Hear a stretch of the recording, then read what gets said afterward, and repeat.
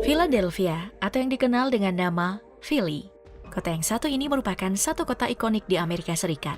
Bukan cuma karena menjadi salah satu kota dengan penduduk terbanyak yang mencapai 1,6 juta jiwa, tapi juga karena berbagai hal lain.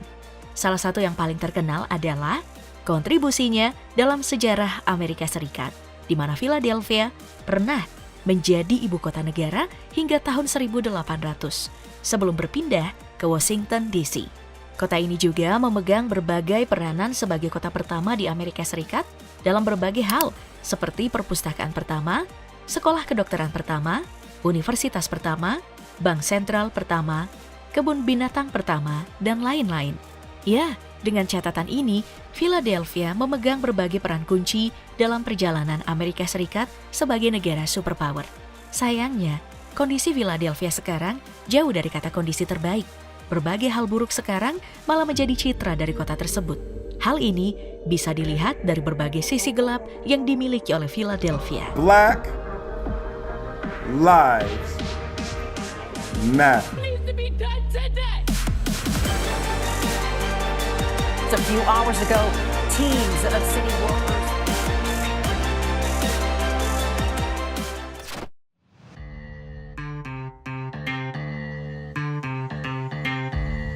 Salah satu hal yang paling mengerikan dalam sisi gelap Philadelphia adalah keberadaan pecandu narkoba yang terbilang menyeramkan.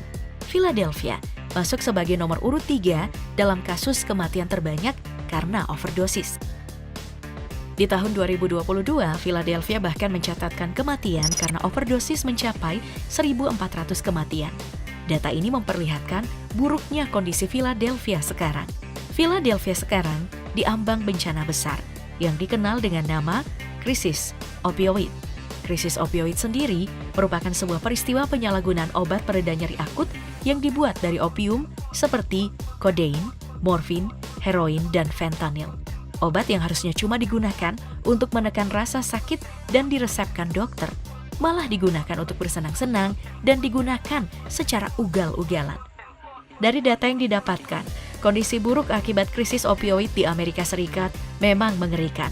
Bagaimana tidak, dalam 3 tahun terakhir, kematian terkait fentanyl meningkat tajam mencapai 540% yang dirasakan secara akut di wilayah Kensington, Philadelphia, dengan angka mencapai 800 kasus dalam setahun.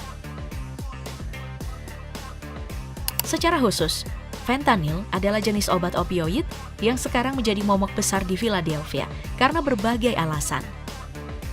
Mulai dari mudahnya barang ini diselundupkan, masifnya pedagang kecil melakukan jual beli, hingga efek fentanyl yang diklaim 100 kali lebih kuat dari heroin.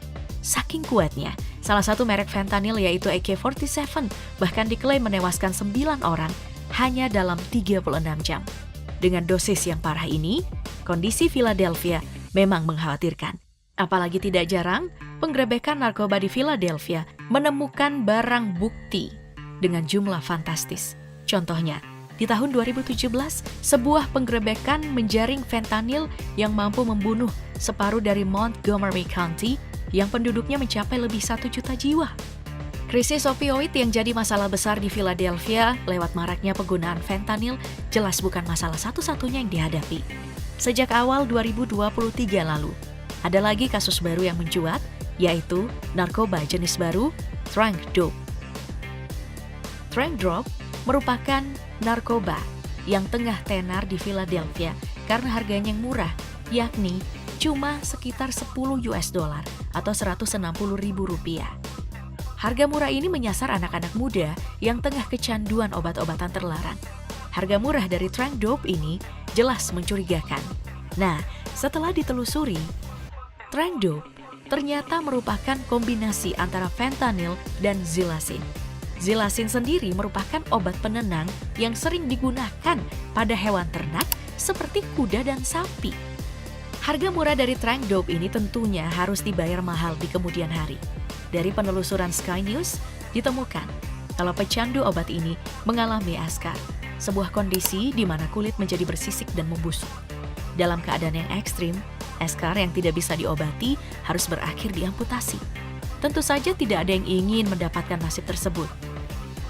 Nah, menurut Sam, Pria yang sudah menjadi pecandu sejak umur 14 tahun dan sekarang mendapatkan efek samping dari Tranq, dirinya menuturkan kalau Tranq membuat manusia menjadi zombie dalam arti yang nyata. Kulitnya membusuk, mengeluarkan bau yang tak sedap, membuat dirinya menjadi zombie hidup yang berada di jalanan. Kondisi menyakitkan ini bahkan bisa dialami berbulan-bulan, bahkan hingga bertahun-tahun.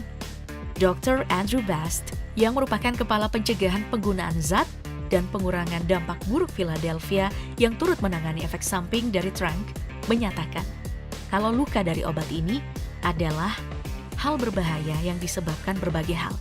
Mulai dari penampakannya yang seperti luka biasa, perawatannya yang memakan waktu lama, dan proses detoksifikasi yang menyakitkan.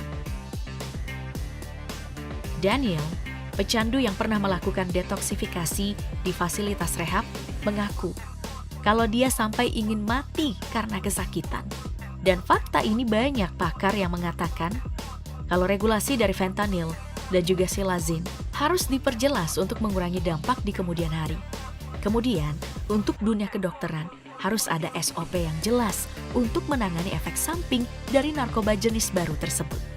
Dengan berbagai masalah dengan obat-obatan terlarang, beberapa wilayah di Philadelphia bahkan disebut sebagai kota zombie. Dari banyak video yang beredar, Philadelphia terlihat sangat suram dengan banyaknya penggunaan obat-obatan terlarang di sana. Bahkan para pecandu ini tidak segan menggunakan barang tersebut di ruang publik, seperti di stasiun atau di pinggir jalan raya. Kondisi pecandu di Philadelphia memang sudah sangat buruk. Di waktu tertentu, saat orang-orang ini sudah dalam pengaruh obat, Philadelphia seperti dipenuhi oleh zombie yang siap memburu semua orang.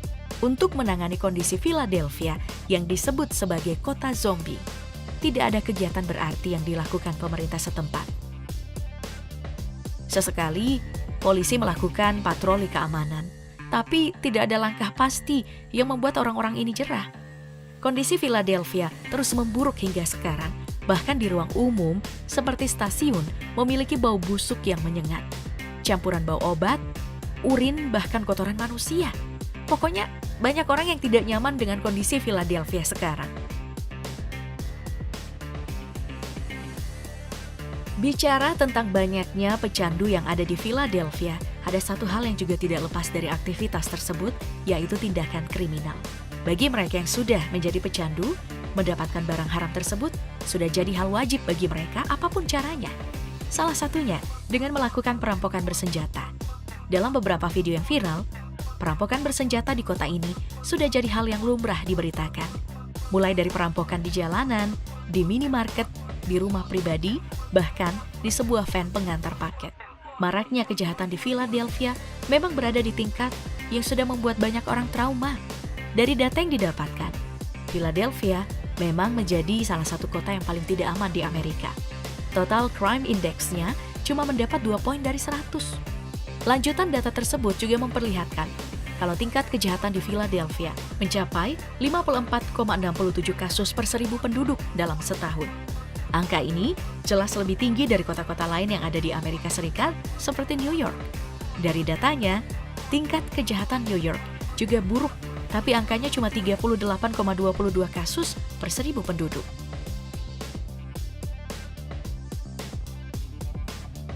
Kombinasi keberadaan pecandu dan meningkatnya tindak kriminal yang ada di Philadelphia memang menjadi PR besar bagi pemerintah setempat.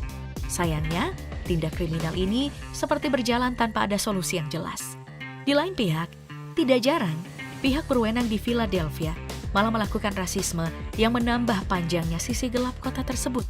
Salah satu kasus yang paling banyak dibicarakan terkait hal ini datang dari 2019, di mana lebih dari selusin polisi dipecat karena bertindak rasis di media sosial. Di tahun yang sama, 72 polisi juga ditarik pemerintah setempat setelah adanya tuduhan postingan media sosial anti-muslim yang beredar. Bukan cuma itu, di tahun 2020, Kepala Inspektur Philadelphia Anthony Boyle juga dipecat karena sebuah tuntutan yang mengklaim mantan veteran tersebut melakukan diskriminasi rasial di Departemen Narkoba yang dia pimpin. Tindakan rasisme yang terjadi di lingkungan Philadelphia ini juga merambah ke sekolah-sekolah seperti kejadian pembulian viral yang terjadi di tahun 2023 lalu. Kasus rasisme di Philadelphia memang bukan hal baru. Dari keterangan aktor ternama Will Smith, dirinya terlihat emosional menceritakan pengalaman tindakan rasisme yang dia alami saat tumbuh di Philadelphia. Dari cerita Will Smith, dia sudah 10 kali ditangkap oleh polisi di masa Frank Rizzo sebagai wali kota. Penangkapan ini murni tanpa sebab yang jelas dan hanya bersifat sentimen rasial yang sudah sering terjadi di Philadelphia. Melihat semua sisi gelap dari Philadelphia ini memberikan kita gambaran jelas tentang Amerika. Meski negara ini dikenal sebagai superpower, tapi nyatanya kehidupan masyarakatnya malah hancur lebur seperti di Philadelphia.